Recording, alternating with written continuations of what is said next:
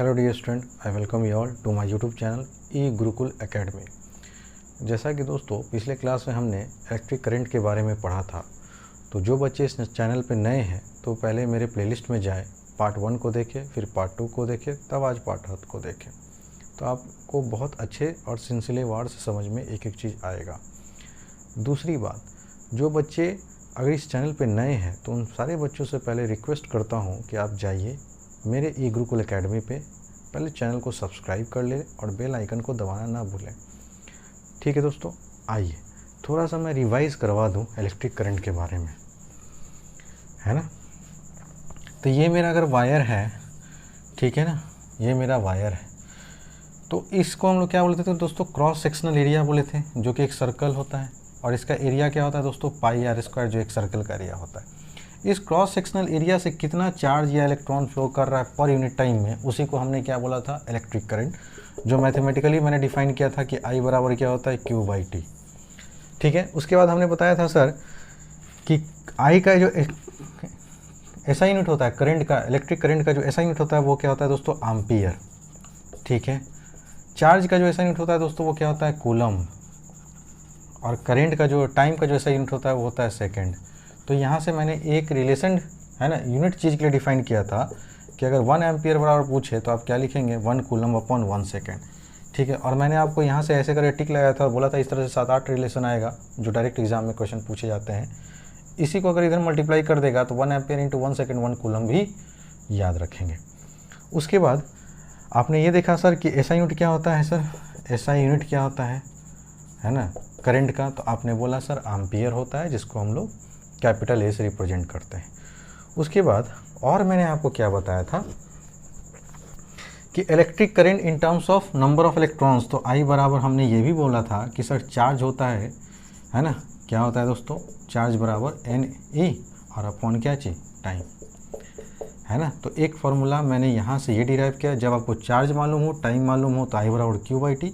जब n की संख्या पूछ दे तो और E, एक इलेक्ट्रॉन पे जो चार्ज होता है वो होता है 1.6 इंटू 10⁻⁻19 कूलम। तो आप ये फार्मूला यूज़ करेंगे, I बराबर NE/T। तो करंट निकालने का एक ये फार्मूला हो गया, करंट निकालने का एक ये फार्मूला हो गया। समझ गया दोस्तों, डिराइव करके मैंने आपको सिखा भी दिया, दोनों अलग से आप याद रख सकते हैं। इसके बाद आपको अब नोट में करके वो तमाम पॉइंट को लिखना है जो मैं लिखवा रहा हूँ। ये सारे चीज़ मैंने पिछले क्लास में डिस्कस किया था। ठीक है, अब इसी चीज़ को मैं आगे बढ़ाते हुए अब आप लोग हेडिंग दीजिएगा। सबसे पहले तो नोट में करके लिखिए, जो डायरेक्ट एग्जाम में पूछा जाता है। अगर आपसे पूछा जाएगा कि इलेक्ट्रिक करंट कैसा क्वांटिटी है, तो electric current is a scalar quantity. ठीक है, तो आप बोलेंगे सर ये स्केलर क्वांटिटी कैसे हुआ, इसके पास तो मैग्नीट्यूड हो भी होता है। आप कहते हैं ना +2 एम्पियर करंट फ्लो कर रहा है, +3 एम्पियर करंट फ्लो कर रहा है, -2 एम्पियर करंट फ्लो कर रहा है, तो मैग्नीट्यूड तो है। और सर सर्किट में फ्लो करता है तो एक डिफिनिट डायरेक्शन भी है। फिर भी ये जो है इलेक्ट्रिक करंट हमारा स्केलर क्वांटिटी क्यों है, क्योंकि आप 11th में जाएंगे तो वहाँ के आपके सीनियर फैकल्टी आपको पढ़ाएंगे एक ट्रायंगल लॉ। तो ये दो चीज़ तो फॉलो करता है, लेकिन ये ट्रायंगल लॉ ऑफ एडिशन को ये फॉलो नहीं करता है। अब आप जब वेक्टर पढ़ेंगे तो वहाँ पे आपको सिखाया जाएगा what is triangle law of addition, है ना, तब आपको वहाँ पर पता चलेगा कि सर इलेक्ट्रिक करंट इस वजह से स्केलर क्वांटिटी होता है। बस मैंने आपको हिंट दे दिया कि sir electric current do not follow the triangle law of addition, that's why it is called scalar quantity. इतना 10th में आपको डीप में नहीं पूछेगा, ये 11th का चीज़ है कि Y electric current is called scalar quantity, है ना। It has magnitude as well as direction, but still it is a scalar quantity because it do not follow the triangle law of addition। समझ गए दोस्तों। अब आइए next point, sir electric current, ये पहला point, ये दूसरा point. Electric current is measured by a device, है ना, known as ammeter। क्या बोलते हैं दोस्तों उसको, आमीटर बोलते हैं। तो इलेक्ट्रिक करंट को मेज़र करने का जो डिवाइस है, उस डिवाइस का नाम क्या है, ammeter. It is represented by कुछ आप ऐसा लिखेंगे दोस्तों, इधर माइनस इधर प्लस कर दो, चाहे इधर प्लस कर दो इधर माइनस कर दो, ठीक है। इस तरह से आमीटर को हम लोग रिप्रेजेंट करते हैं। It is represented by dash in an electric circuit, in an electric. अब आप बोलेंगे सर इलेक्ट्रिक सर्किट क्या होता है, तो धीरे धीरे सब आएगा, पहले जो मैं लिखवाते जा रहा हूँ वो आप लिखते चलिए। अब यहाँ से एक बहुत क्वेश्चन खूबसूरत सा पूछा जाता है कि how an ammeter is connected in an electric circuit, ठीक है ना। कि सर आखिर इस अमीटर को सर एक सर्किट में, इलेक्ट्रिक सर्किट में कैसे कनेक्ट किया जाता है। तो अमीटर क्या है दोस्तों, ये इलेक्ट्रिकल डिवाइस है, ठीक है ना, एक इंस्ट्रूमेंट है जो कि इस सर्किट में कितना करंट बह रहा होता है उसको वो मापता है, मेजरमेंट करने का काम करता है, ठीक है, कोई दिक्कत। अब यहाँ से दूसरा देखिए क्वेश्चन पूछा गया कि अमीटर कैसे सर सर्किट में कनेक्ट करते हैं। तो अमीटर को ऑलवेज हम लोग सीरीज में कनेक्ट करते हैं। अब कनेक्शन आपको दो तरह का बोर्ड में आएगा पढ़ने के लिए, एक आपका आएगा सीरीज कनेक्शन, एक आएगा पैरेलल कनेक्शन। अभी फ़िलहाल मैं जो बता रहा हूँ आप उस पर ही फोकस कीजिए, जैसे जैसे क्लास आगे बढ़ेगा आपका एक एक चीज़ खुलकर आता चला जाएगा। तो सबसे पहले याद रखना है, अमीटर एक इंस्ट्रूमेंट है, एक डिवाइस है जो इलेक्ट्रिक करंट को मेज़र करता है जब इसको हम लोग इलेक्ट्रिक सर्किट में कनेक्ट करते हैं इन सीरीज़ कॉम्बिनेशन में, ठीक है, ये याद रखिएगा। अब इसको कनेक्ट कैसे किया जाता है तो वो देखो, मैं एक सिंपल सा डायग्राम बना रहा हूँ सर्किट का। अब आप हमसे पूछेंगे नहीं सर अभी कि ये सर क्या है क्या नहीं है ना, तो आप एकदम अभी शांत रहिए और जैसे जैसे मैं करवा रहा हूँ आपको धीरे धीरे मैं सारा कुछ करवाता चला जाऊँगा, ठीक है। और यहाँ पे मैंने अमीटर को लगा दिया, ठीक है दोस्तों। चलिए अब देखो ये पॉजिटिव टर्मिनल है, हायर पोटेंशियल पे है, तो करंट जब यहाँ से ये सर्किट कंप्लीट हो जाएगा कि इसको कहते हैं, इसको इलेक्ट्रिक बल्ब कहते हैं, तो ये बल्ब ग्लो करेगा और करंट गया यूं यूं, फिर यहाँ से यूं, फिर यहाँ से यूं, ऐसा होता हुआ ये वापस करंट आ जाएगा, ठीक है। कोई दिक्कत है तो बोलो, यहाँ निगेटिव कर लो और इधर पॉजिटिव कर लो, अब सही है, ठीक है। अब आप लोग ये डायग्राम बनाने के बाद जो मैं लिखवा रहा हूँ वो आप लोग लिखिएगा, सो प्लीज़ है ना 2 मिनट हमको लिखने का टाइम दीजिए। आइए स्टूडेंट, अब देखिए कैमरा एडजस्ट हो गया, अब सब कुछ सही है। तो सर ये मेरा बैटरी है ना, combination of cell is known as battery. मैं धीरे धीरे सब बताऊंगा। ये जो मेरा है अभी की इसको कहते हैं, की भी दो तरह का पढ़ना है दोस्तों आपको, एक ओपन की एक क्लोज्ड की, है ना। तो जब ये वायर टच हो गया तो ये आपका क्लोज्ड की होगा। जैसे ही क्लोज्ड की हुआ तो ये सर्किट कंप्लीट हुआ और करंट है ना इस वायर से बहना शुरू करेगा और इससे अटैच्ड मेरा बल्ब है तो ये बल्ब ग्लो करेगा। अब इस करंट मान लो कि यहाँ पे जा रहा है 2 एम्पियर, हमें कैसे पता चला कि सर इस सर्किट में 2 एम्पियर करंट फ्लो कर रहा है? इस डिवाइस से जो यहाँ कनेक्टेड है, जिसको हम लोग कहते हैं अमीटर, है ना। तो आप लोग लिखिए यहाँ से आंसर इस क्वेश्चन का, ammeter is always connected in series in an electric circuit, ठीक है। अब देखो सर इस अमीटर का 2 एंड है ना, एक पॉजिटिव एंड है एक नेगेटिव एंड है। इस पॉजिटिव एंड को ध्यान से देखो तो इस पॉजिटिव एंड का जो है ना हिस्सा है ना वो बैटरी के पॉजिटिव टर्मिनल से कनेक्टेड है, और इस अमीटर का जो नेगेटिव एंड का एंड है ना वो बैटरी के नेगेटिव एंड से कनेक्टेड है। तो इस तरह से अमीटर को हम लोग क्या करते हैं, सर्किट में कनेक्ट करते हैं, है ना। है लिखेंगे the positive end of the ammeter is always connected to the, है ना, positive terminal of the battery and its negative end is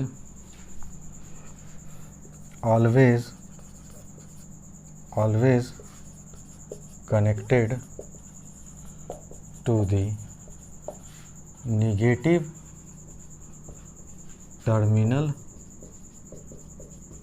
of the battery।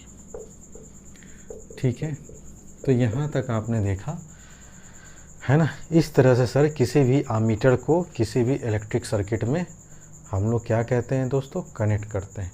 Ammeter का पॉजिटिव एंड अगर कोई लड़का इस प्लस को इधर कर देता और माइनस को इधर कर देता तो वो गलत अरेंजमेंट किया है, गलत अटैच्ड किया है। समझ में आया?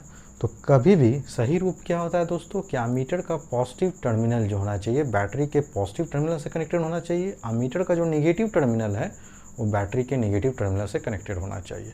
और एमीटर ऑलवेज किसी भी इलेक्ट्रिक सर्किट में सीरीज़ कॉम्बिनेशन में होता है, सीरीज़ के तौर पे। अब ये सीरीज़ कनेक्शन क्या होता है, पैरेलल कनेक्शन क्या होता है, सब मैं बताऊंगा। पहले मैं जैसे जैसे लिखवा रहा हूँ आप पहले पढ़ते जाएं, समय जब आएगा तो एक एक चीज़ मैं आपको समझाता चला जाऊंगा। So please take your time.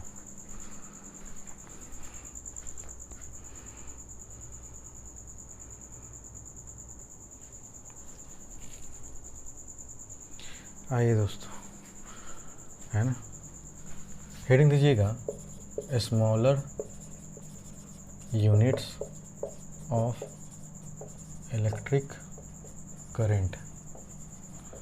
Numericals बनाने में ये काम आता है दोस्तों।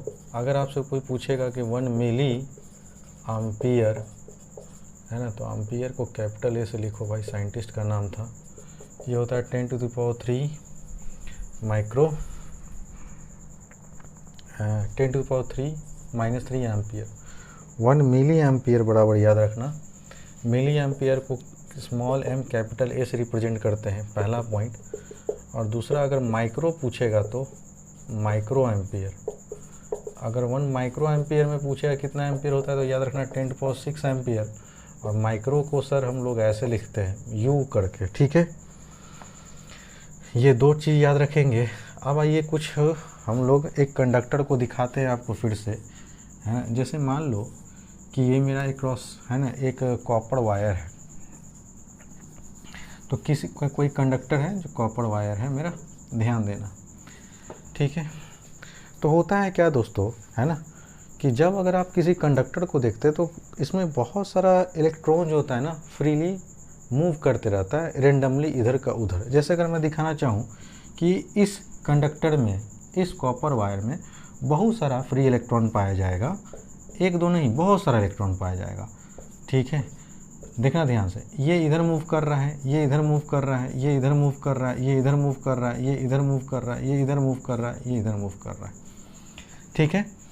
तो अभी क्या है कि सारे इलेक्ट्रॉन एकदम जो है ना इस कंडक्टर में इधर का उधर मूव कर रहा है, इसको कंट्रोल करने वाला कोई नहीं है, ठीक है, समझ रहे दोस्तों। लेकिन जैसे ही इसके क्रॉस सेक्शनल एरिया एंड को अगर हम किसी बैटरी से अगर कनेक्ट कर दें कुछ यूँ, ठीक है ना, तो होगा क्या चीज़ कि यहाँ से इलेक्ट्रॉन निकलना शुरू करेगा, करते करते करते इधर से जाएगा। और आप देखेंगे कि ये जो अभी आपका सिचुएशन है, ठीक है ना, इसमें इलेक्ट्रॉन रेंडमली इधर का उधर मूव कर रहा है।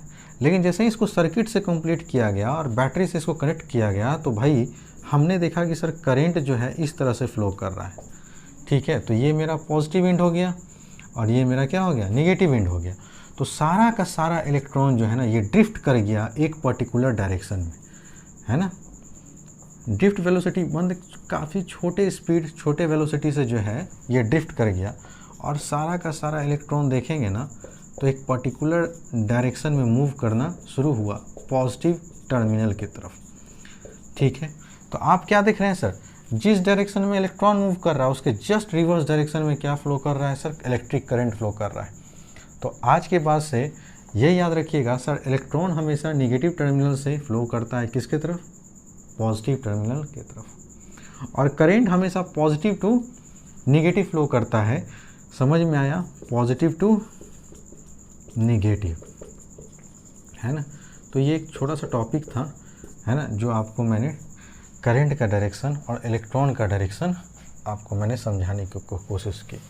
अब यहाँ से आप हेडिंग देंगे कि sir what is electric circuit, ठीक है ना। थोड़ा सा यार ढंग से लिख देता हूँ, इलेक्ट्रिक सर्किट क्या होता है। हेडिंग दो और लिखना शुरू करो, ठीक है। आइए, है ना, हमने सर हेडिंग दिया इलेक्ट्रिक सर्किट। आपको एग्जाम में अगर क्वेश्चन पूछेगा कि व्हाट इज़ इलेक्ट्रिक सर्किट, है ना, तो सबसे पहले आप क्या लिखेंगे, N electric circuit, N electric circuit is a closed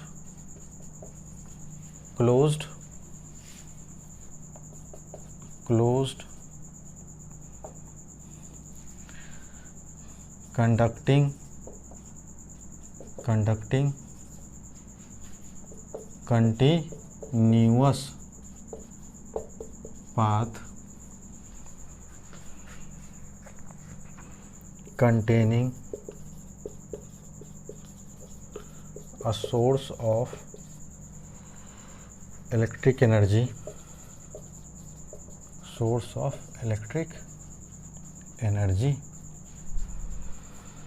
that is a cell or a battery,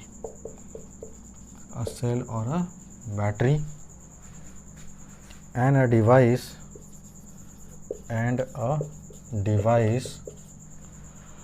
और एलिमेंट, सब मैं समझाता हूँ, आप पहले लिखते चलो, और एलिमेंट और लोड, ठीक है। लोड में लिख लीजिएगा दोस्तों, है ना, इलेक्ट्रिक बल्ब, है ना, से इलेक्ट्रिक बल्ब, ठीक है। Utilising the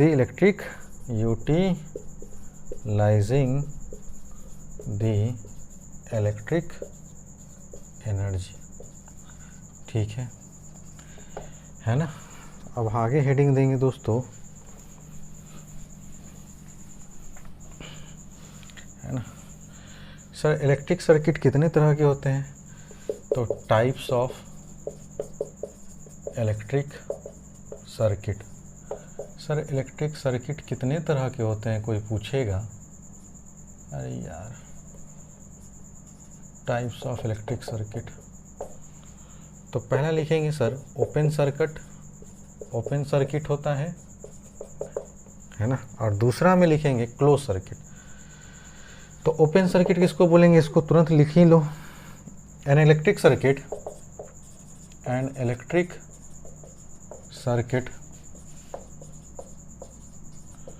through which no electric current flow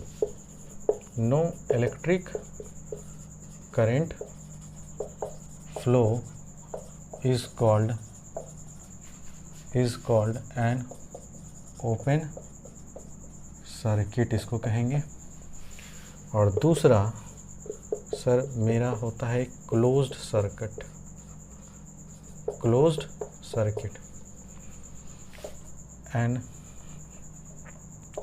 an electric circuit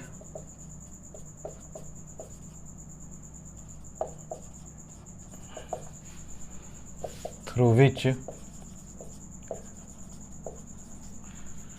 electric current flow is called a closed circuit, ठीक है। अब समझना दोस्तों, सबसे पहले बात आती है कि सर इलेक्ट्रिक सर्किट है क्या।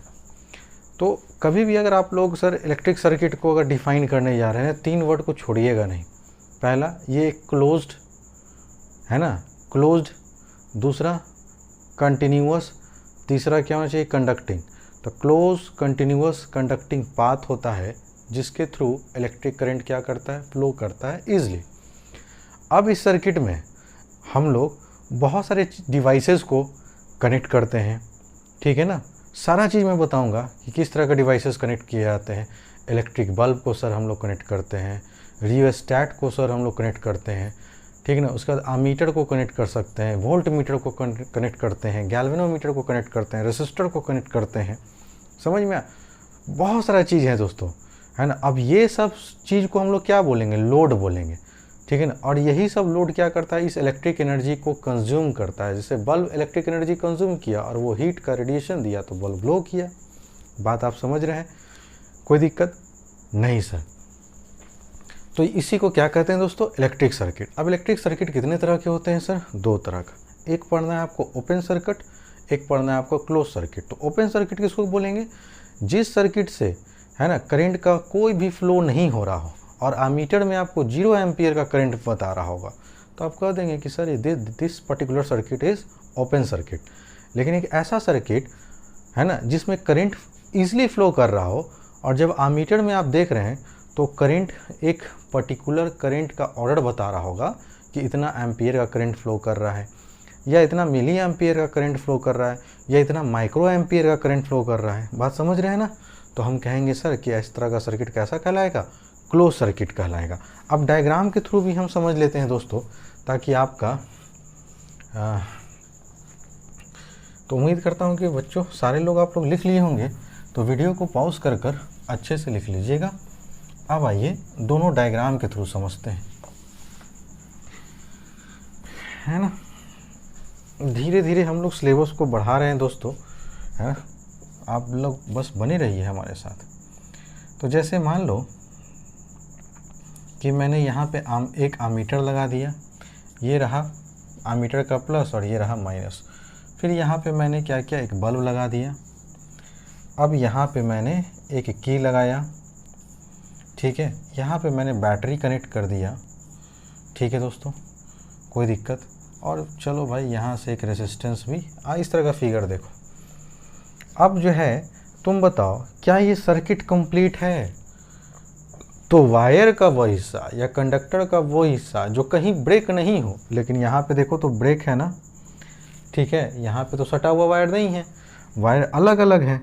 जब वायर ही अलग है तो करंट यहाँ से तो निकला, लो भाई इसको तो रास्ता ही नहीं मिला, तो करंट आगे बढ़ेगा नहीं बढ़ेगा सर। तो इस केस में करंट क्या है, 0 है। और एमीटर में रीडिंग क्या बताएगा, 0 बताएगा। तो ये बल्ब भाई साहब नहीं जला। तो ये जो फिगर हुआ यही आपका हुआ ओपन सर्किट, ठीक है। अब मैं सब बताऊंगा कि इसको क्या बोलते हैं, इसको क्या बोलते हैं। आराम से थोड़ा थोड़ा पढ़ेंगे, धीरे धीरे पढ़ेंगे।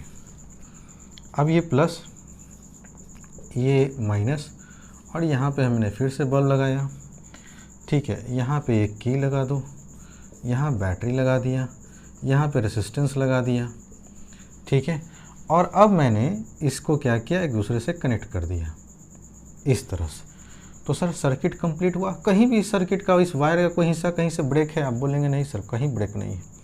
जब ब्रेक नहीं है तो करंट यहाँ से यूँ गया, फिर यहाँ से ऐसे ट्रैवल करता हुआ यहाँ आया, फिर यहाँ करंट आया, फिर यहाँ करंट आया, और तब देखेंगे कि ये बल्ब क्या होने लगेगा, ग्लो करने लगेगा। फिर करंट ऐसे आएगा, फिर करंट ऐसे आएगा, फिर यहाँ से आके ऐसे चला जाएगा, ठीक है। तो ये जो सर्किट हुआ ये हुआ क्लोज्ड सर्किट। तो उम्मीद करता हूँ कि सारे बच्चों को समझ में आ गया होगा कि सर ओपन सर्किट किसको कहते हैं, क्लोज सर्किट किसको कहते हैं, ठीक है। लेकिन सर्किट के डेफिनेशन में आप बोलिएगा कि सर सर्किट क्या होता है, क्लोज्ड कंटिन्यूअस। अगर नहीं भी बोलते हैं तो कंडक्टिंग ज़रूर बोलिएगा कि क्लोज्ड कंडक्टिंग पाथ होता है जिसके थ्रू, है ना, इलेक्ट्रिक करंट फ्लो करता है।